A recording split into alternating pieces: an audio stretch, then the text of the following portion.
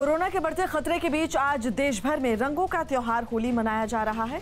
होली की शुरुआत बीती रात होलिका दहन के साथ शुरू हो गई। होलिका दहन से पहले लोगों ने होलिका की पूजा और परिक्रमा की। दिल्ली, उत्तर प्रदेश, हरियाणा, राजस्थान, बिहार समेत भारत के तमाम राज्यों में होलिका दहन किया गया। इसके साथ ही देश भर में होली के रंग और गुलाल उड़ने लगे।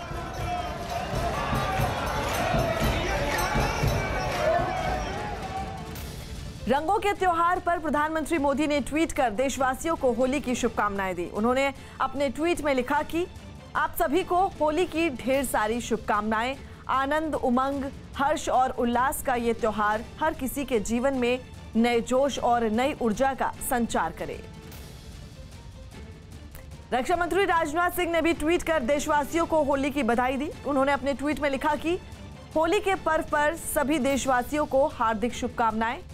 रंगों का यह त्योहार आप सभी के जीवन में हर्ष और उल्लास के साथ साथ उत्तम स्वास्थ्य एवं समृद्धि लेकर आए। जम्मू कश्मीर के अनंतनाग में सीआरपीएफ पोस्ट पर आतंकियों ने ग्रेनेड से हमला किया। आतंकियों के इस हमले में 2 से ज्यादा लोग घायल हो गए, जिन्हें इलाज के लिए अस्पताल में भर्ती करवाया गया है। वहीं इस हमले में सुरक्षा बल ने पूरे इलाके को घेर लिया है और आतंकियों की तलाश में जुट गई है। गुजरात के पाटण में अपने बच्चों को मजबूत बनाने के लिए इलाके की कई माओं ने देवी माता मंदिर तक नंगे पांव दौड़ लगाई। मान्यता है कि जो मां सबसे पहले दौड़कर माता के मंदिर पहुंच जाएगी, उसका बच्चा मजबूत और सशक्त बनेगा। दावा किया गया कि पिछले 600 सालों से ये परंपरा चली आ रही है, जिसके तहत जिस परिवार में पहले बच्चे का जन्म हुआ है, उसकी मां को इस दौड़ में हिस्सा लेना होगा। दौड़ से पहले मां के हाथों में एक नारियल होता है।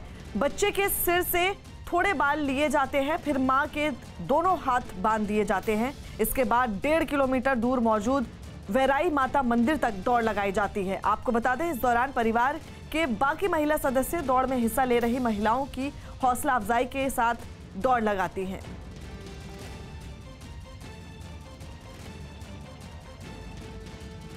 ऐसी मान्यता है कि जो माता को प्रथम बच्चा होता है, उसको होली के दिन दौड़ लगानी होती है, जिसमें माता के हाथ में श्रीफल, त्रिशूल और बच्चे की लट रखी जाती है और उसमें उसके हाथ बांधे जाते हैं और उसके वहाँ से 1.5 किलोमीटर के अंतर पर वैराई माता का मंदिर है, जहाँ वहाँ तक खुले पांव दौड़ लगानी होती है। चीन पिछले लंबे वक्त से ताइवान पर कब्जे की कोशिश कर रहा है। ताइवान को धमकाने और उसे जंग के लिए उकसाने के इरादे से चीन के जंगी जहाज उसके एयर स्पेस का उल्लंघन करते रहते हैं। लेकिन इस बार चीन ने सारी हदें पार करते हुए 20 लड़ाकू विमान ताइवान को डराने के इरादे से उसके एयरबेस में घुस गए, जिसके बाद ताइवान ने भी चीन के लड़ाकू जहाजों को अपनी मिसाइलों के निशाने पर ले लिया।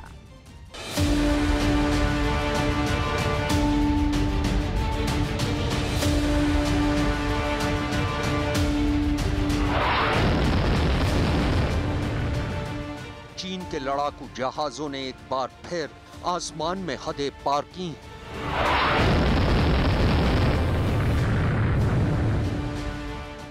चीन के परमाणु बॉम्बर्स ने एक बार फिर गुंडागर्दी दिखाने की जुर्रत की है।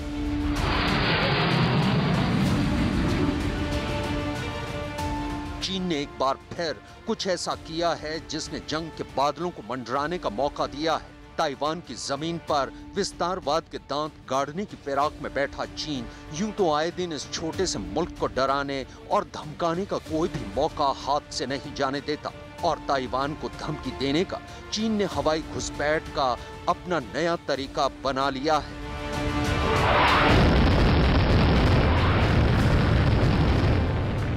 और हर गुजरते वक्त के साथ धौंस देने का यह सिलसिला और ज्यादा तेज और तीखा होने लगा है।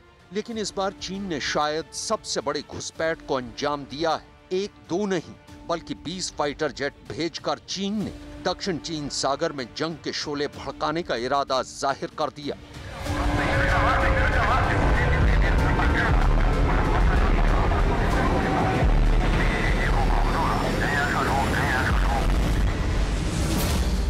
चीन की सबसे बड़ी हवाई साजिश, ताइवान पर चीन की गुंडागर्दी। हद से पार हुए चीन के लड़ाकू जहाज, चीन के लड़ाकू विमानों की घुसपैठ, चीन की लाल सेना के सुप्रीम कमांडर शी जिनपिंग के जहन में दुनिया के नक्शे पर मौजूद एक छोटे से मुल्क ताइवान और उसकी बेबाक आजादी किरकिरी बनकर खटक रही है। दुनिया भर में अपनी हुकूमत का परचम लहराने पर आमादा शी जिनपिंग असल में इस वक्त ताइवान का वजूद ही मिटाने पर तुले हैं।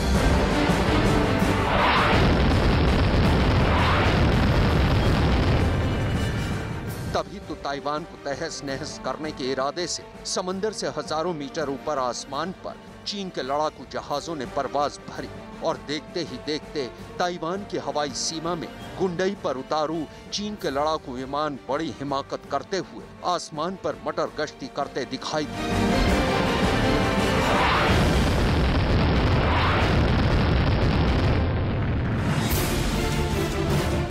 एक वक्त ऐसा आया जब ताइवान के आसमान पर चीन के लड़ाकू विमान हदों से पार निकलते जा रहे थे और ताइवान की जमीन पर खतरे के अलार्म चीखने लगे थे। 8 परमाणु हथियार लेकर चलने में सक्षम चीन के बम वर्षक विमान, 4 लड़ाकू विमान और एक एंटी सबमरीन विमान ने ताइवान के दक्षिण पश्चिमी एयर डिफेंस आइडेंटिफिकेशन जोन में प्रवेश किया था। दक्षिण चीन सागर में ताइवान को डराने के लिए चीन की दक्षिणी हिस्से में ये अब तक की सबसे बड़ी घुसपैठ मानी जा रही है।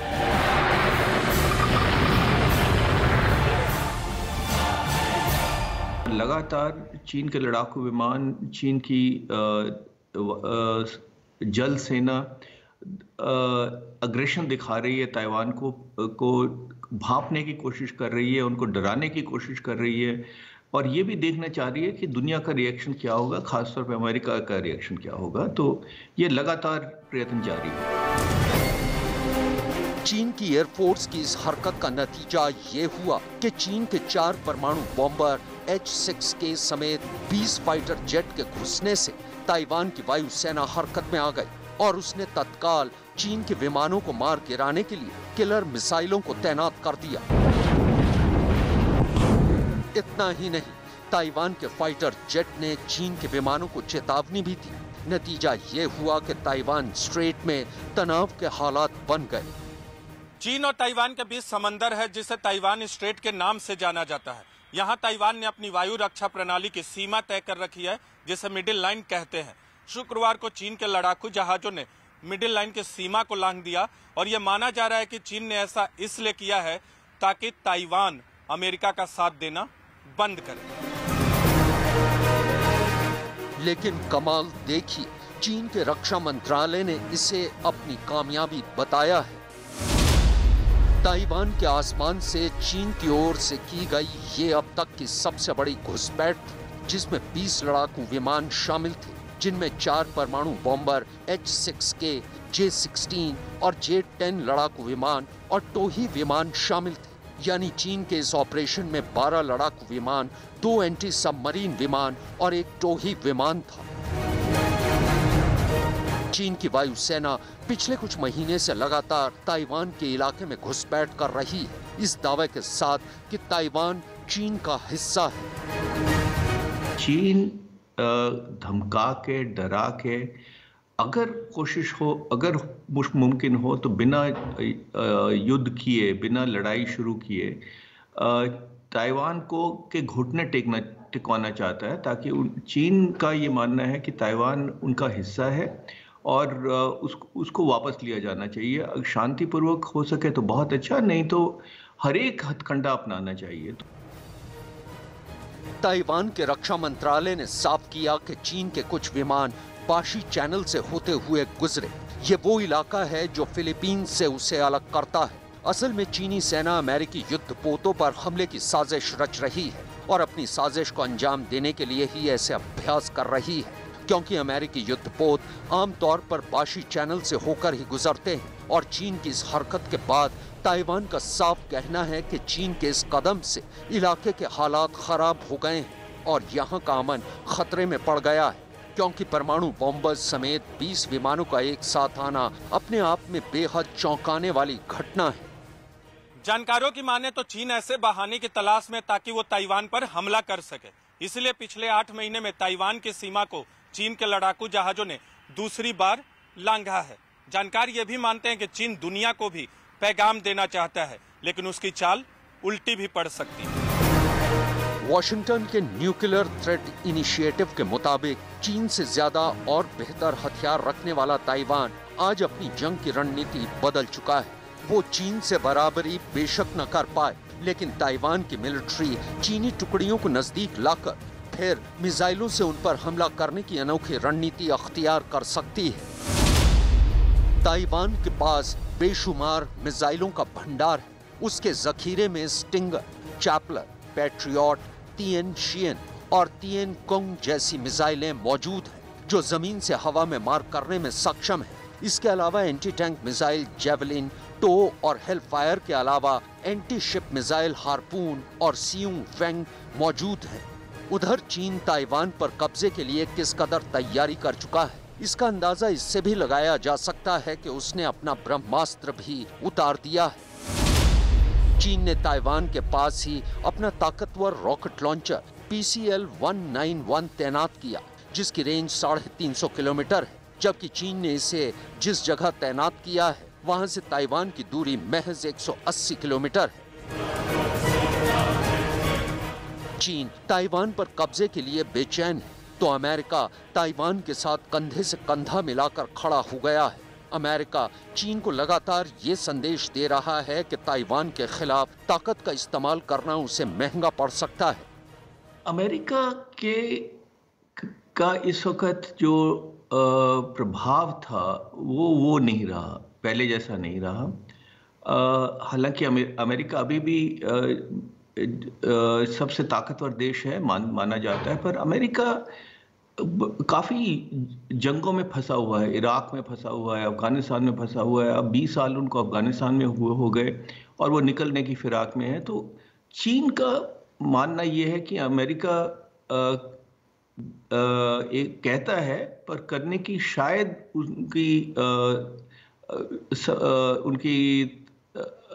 उनकी व्यवस्था नहीं है। इस बीच एक बड़ी खबर अमेरिका से आई है। चीन को उसी की भाषा में जवाब देने की तैयारी भी अमेरिका शुरू करने वाला है और इसमें भारत का अहम रोल हो सकता है। अमेरिकी राष्ट्रपति जो बाइडेन ने चीन के अरबों डॉलर के मेगा प्रोजेक्ट BRI यानी बेल्ट एंड रोड इनिशिएटिव को टक्कर देने के लिए एक ऐसे ही प्रोजेक्ट लाने की पहल की है, जिसमें ब्रिटेन तो पहले ही हामी भर चुका है, जबकि भारत के साथ बातचीत चल रही है। BRI का लक्ष्य जो चीन के लिए है वो दो हैं। एक तो ये है कि अपना एक्सपोर्ट कर सके और दूसरा कि अपने सिक्योरिटी नेवल बेसिस एस्टेब्लिश कर सके। तो अमेरिका के पास ना इंग्लैंड के पास, मैं अगर स्पष्ट कहूँ, और ना इंडिया के पास वो आर्थिक क्षमता है कि BRI के साथ compete कर सके। चीन भले ही ताइवान पर कब्जे के लिए अपनी पूरी ताकत लगा रहा हो, लेकिन ताइवान भी पीछे हटने को तैयार नहीं है। उसने अपने नौसैनिक भी सीमा पर तैनात करने शुरू कर दिए हैं। ताइवान अगर चीन जैसे मुल्क से भिड़ने की तैयारी कर सकता है, तो इशारा साफ है कि दक्षिण चीन सागर पर जंग के बादल दिखने लगे हैं।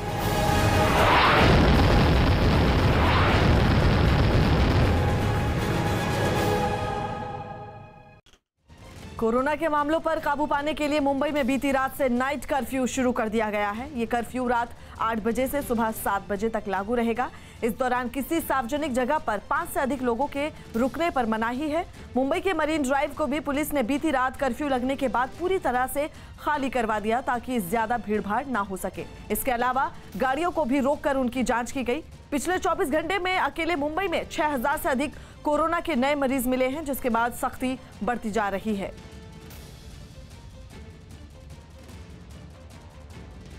देश में कोरोना की रफ्तार तेजी से बढ़ रही है। कोरोना से सबसे ज्यादा प्रभावित राज्य महाराष्ट्र है, जहां पर 24 घंटों में कोरोना के 40,414 मामले सामने आए। इस साल महाराष्ट्र में एक दिन में कोरोना मरीजों का यह आंकड़ा सबसे ज्यादा है। इतना ही नहीं, पिछले 24 घंटों में इस जानलेवा बीमारी ने 108 लोगों की जान ले ली।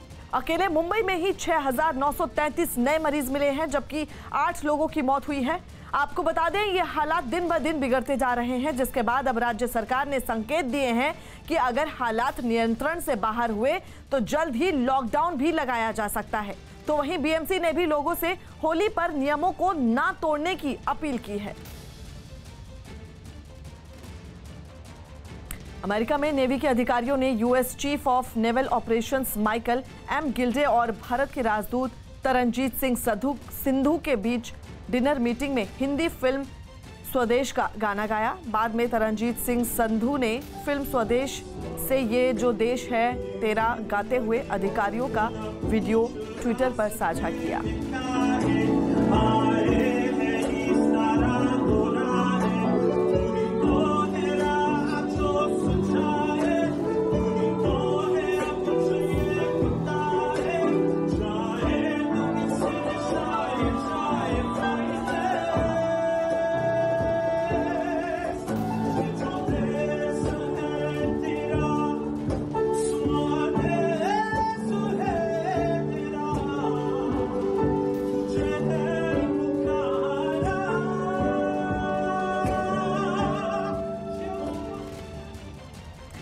महाराष्ट्र में 24 घंटों में कोरोना के 40,000 से ज्यादा मरीज मिले।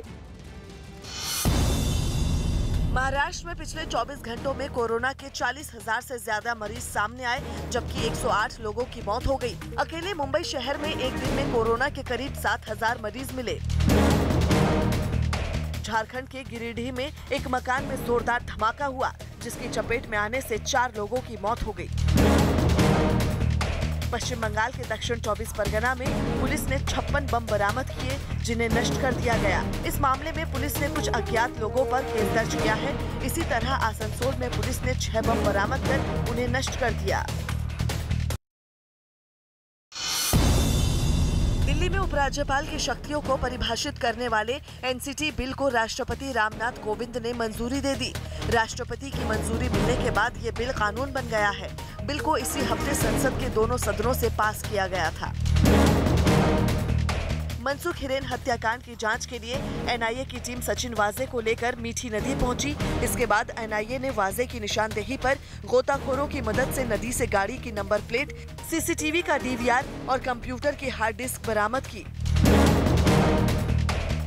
उत्तर प्रदेश के कौशाम्बी में पुलिस ने 25,000 के नामी बदमाश रोशन लाल को गिरफ्तार कर लिया। पुलिस को उसके कब्जे से 2 मोबाइल फोन, 1 तमंचा और कारतूस मिले हैं। रोशन लाल पर लूट और चोरी के कई मामले दर्ज थे और पुलिस काफी दिनों से उसकी तलाश कर रही थी। सचिन वाजे कांड के बाद अब महाविकास अघाड़ी सरकार में अंदरूनी खटपट तेज हो गई है। इस मुद्दे पर शिवसेना के मुखपत्र सामना ने गृह मंत्री अनिल देशमुख पर निशाना साधा।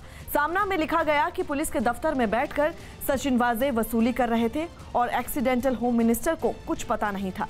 सामना के तेवर देखकर बीजेपी को भी इस मुद्दे पर चुटकी लेने का मौका मिल गया। शिवसेना के निशाने पर अपनी सरकार के ही गृह मंत्री। सामना के अनिल देशमुख को बताया accidental home minister. Mahavikas Aghadi में खटपट तेज। सचिन वाजे से जुड़े मामले और मुंबई के पूर्व पुलिस कमिश्नर परमवीर के आरोपों के बाद अब शिवसेना इस मामले से पल्ला झाड़ती नजर आ रही है। एक बार फिर राज्य के गृह मंत्री अनिल देशमुख निशाने पर हैं और इस बार हमला करने वाले अपने हैं। शिवसेना के मुखपत्र सामना में इस पूरे विवाद के लिए अनिल देशमुख को जिम्मेदार ठहराया गया। सामना में लिखा गया है कि मुंबई पुलिस आयुक्त में बैठकर वाजे वसूली कर रहे थे और गृह मंत्री को इस बारे में जानकारी नहीं होगी। अनिल देशमुख को गृह मंत्री का पद दुर्घटनावश मिल गया। जयंत पाटिल, दिलीप वसले पाटिल ने गृह मंत्री का पद स्वीकार करने से मना कर दिया था। तब ये पद शरद पवार ने देशमुख को सौंपा।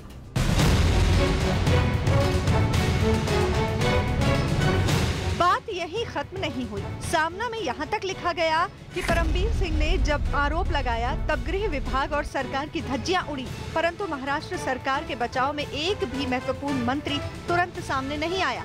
लोगों को परमवीर का आरोप शुरू से ही सही लगा। सरकार के पास डैमेज कंट्रोल के लिए कोई व्यवस्था नहीं थी। सामना के लेख को शिवसेना का तेवर माना जा रहा है और सियासी गलियारे में इसे शिवसेना और एनसीपी के बीच बढ़ते टकराव की तरह देखा जा रहा है। सामना के तेवर पर बीजेपी ने बयानबाजी भी शुरू कर दी है। वे स्वीकार कर रहे हैं वाज़ेह मामले में वसूली सरकार की इज्जत की धज्जियां उड़ चुकी है और इस समय कोई भी मंत्री बचाव के लिए सामने नहीं आया। यह कहते हुए वे इस बात को स्वीकार कर रहे हैं कि तीनों दलों में आपसी मनमुटाव और संघर्ष है। साथ साथ में वे अनिल देशमुख जी गृह मंत्री की ईमानदारी पर सवाल उठा रहे हैं। शिवसेना का एक और वाज़ेह मामले को लेकर के अनिल देशमुख जी की ईमानदारी पर सवाल उठाना और दूसरी ओर उन्हीं के मुख्यमंत्री है, उनका अधिकार है उनका इस्तीफा लेना, पर वो इस्तीफा नहीं ले रहे हैं। 20 मार्च को मुंबई पुलिस के पूर्व आयुक्त परमबीर सिंह ने जो लेटर बम फोड़ा था, उसके दूसरे दिन यानी 21 मार्च को संजय राउत ने दूसरी मंजिल तलाशने को लेकर एक ट्वीट किया था, जिसके बाद ये कयास लगाए जाने लगे थे कि शिवसेना और एनसीपी के बीच सब कुछ ठीक नहीं है। और अब जब सामना में खुद की सरकार के गृह मंत्री के ऊपर शिवसेना ने सवाल खड़े किए हैं, तमाम गंभीर आरोप लगाए हैं। हालांकि एनसीपी सकारात्मक कहकर इसे डैमेज कंट्रोल करने की कोशिश कर रही है, लेकिन जिस तरह से शिवसेना ने आरोप लगाए हैं, इसका परिणाम आने वाले दिनों में देखने को मिल सकता है। एनसीपी को लेकर शिवसेना के इस तेवर से पहले कांग्रेस से उनकी नाराजगी सामने आ चुकी है। कुछ दिन पहले शिवसेना के प्रवक्ता संजय राउत ने यूपीए को लकवाग्रस्त बताकर शरद पवार को गठबंधन का प्रमुख बनाने की सलाह दी थी। तब कांग्रेस ने शिवसेना को ये याद दिलाने में देर नहीं की थी कि महाराष्ट्र की सरकार कांग्रेस के समर्थन से ही बनी है। इस बार सामना ने एनसीपी कोटे से गृह मंत्री बने देशमुख को आड़े हाथों ले लिया। सचिन वाज़े मामले का जिक्र कर सामना में लिखा गया कि अनिल देशमुख ने कुछ वरिष्ठ अधिकारियों से बेवजह पंगा लिया। गृह मंत्री को कम से कम बोलना चाहिए। बेवजह कैमरे के सामने जाना और जांच का आदेश जारी करना अच्छा नहीं है। संदिग्ध व्यक्ति के घेरे में रहकर राज्य के गृह मंत्री पद पर बैठा कोई भी व्यक्ति काम नहीं कर सकता। पुलिस विभाग पहले ही बदनाम है, उस पर ऐसी बातों से संदेह बढ़ता है। पुलिस विभाग का नेतृत्व सिर्फ सैल्यूट लेने के लिए नहीं होता, वो प्रखर नेतृत्व देने के लिए होता है। प्रखरता ईमानदारी से तैयार होती है, ये भूलने से कैसे चलेगा। शिवसेना ने जिस तरह देशमुख के खिलाफ मोर्चा खोला है, उसके बाद खुद गृह मंत्री को सफाई देने के लिए सामने आना पड़ा। एक्स पुलिस कमिश्नर, माजी पुलिस आयुक्त मुंबई, इन्होंने जो आरोप किए थे उसकी जांच होना चाहिए, ऐसी मांग मैंने कैबिनेट की मीटिंग में माननीय मुख्यमंत्री महोदय को की थी और माननीय मुख्यमंत्री महोदय ने और राज्य शासन ने इस आरोपों की जांच रिटायर्ड हाईकोर्ट जज के द्वारा करने का निर्णय लिया है और उस प्रकार ये आरोपों की जांच होंगी और जो भी सच है वो सामने आएगा। वाज़ेह मामले में परमबीर के दावों और इससे जुड़े रोज होने वाले खुलासों से महाराष्ट्र सरकार की स्थिति समझी जा सकती है। सामना में भी इस वक्त सरकार की राह को फिसलन भरी बताया गया है।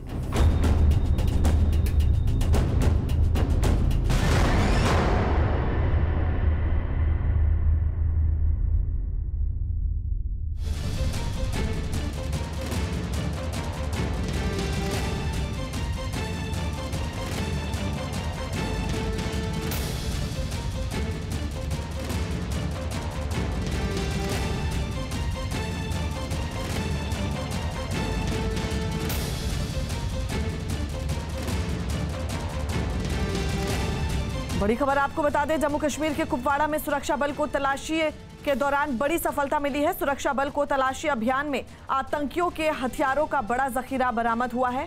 तलाशी अभियान में 5 AK-47, 7 पिस्तौल, 6 मैगजीन के अलावा बड़ी संख्या में गोलियां मिली हैं।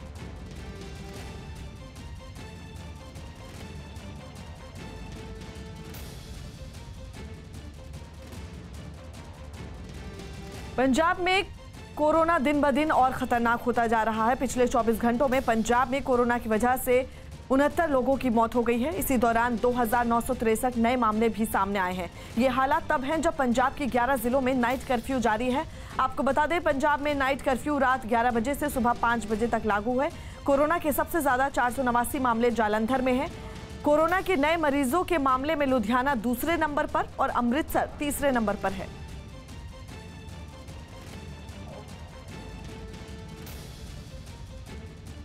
बिहार के नालंदा में एक सड़क हादसे में 6 लोगों की मौत के बाद वहां के लोगों का गुस्सा भड़क गया और उन्होंने थाने में घुसकर आगजनी शुरू कर दी। ये बवाल तब हुआ जब वहां एक मिठाई की दुकान पर खड़े करीब 15 लोगों को एक बेकाबू ट्रक ने रौंद दिया, जिसमें 6 की मौके पर ही मौत हो गई। इस घटना के बाद वहां मौजूद लोग भड़क गए और हंगामा शुरू कर दिया। कुछ लोग तो हादसे से इतने नाराज हुए कि उन लोगों ने इलाके के थाने को ही निशाने पर ले लिया और तोड़फोड़ के बाद वहां रखी कई गाड़ियों को आग के हवाले कर दिया। इसके बाद थाने से लपटें उठती हुई दिखाई दी। इतना ही नहीं, लोगों का गुस्सा सड़क पर भी फूटा और आगजनी कर सड़कों को जाम कर दिया। हालात बिगड़ते देख प्रशासन का पूरा अमला भी वहां पहुंच गया, जिसके बाद वो लोग हंगामा कर रही भीड़ को शांत करने में जुट गए। हम लोगों की पूरी टीम यहाँ पर है और पूरी तरीके से स्थिति नियंत्रण में है। इस हंगामे की चपेट में शहर के कई इलाके भी आए, जिसकी वजह से वहां लोगों को दिक्कतों का सामना करना पड़ा। केरल के त्रिशूर में चुनाव प्रचार के दौरान रक्षा मंत्री राजनाथ सिंह ने राहुल गांधी पर जमकर हमला किया। राजनाथ सिंह ने हाल ही में समुद्र में राहुल गांधी के तैरने का जिक्र करते हुए उन पर तंज भी कसा। राजनाथ सिंह ने कटाक्ष करते हुए कहा कि राहुल गांधी का ट्रैक रिकॉर्ड ठीक नहीं है और वो खुद तो डूबते ही हैं, साथ में दूसरों को भी लेकर डूब जाते हैं।